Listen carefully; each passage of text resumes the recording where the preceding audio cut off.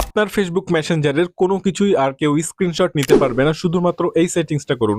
হতে পারে চ্যাটিং বা বিভিন্ন ফটো। সেটিংসটা কিভাবে করবেন আমি স্ক্রিন শেয়ার করে দেখানোর চেষ্টা করব।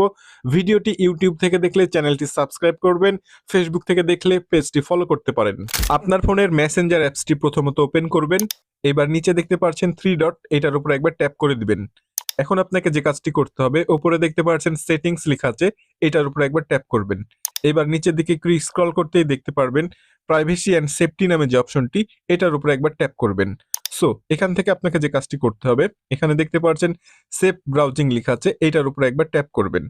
এখানে কিন্তু 3টা অপশন আছে।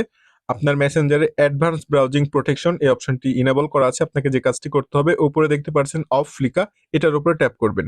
এবার নিচে দেখছেন টার্ন অন, এটাতে ট্যাপ করে দিবেন। একটা সেটিং অলরেডি হয়ে গেছে। সো এবার আপনি ব্যাকে চলে যাবেন।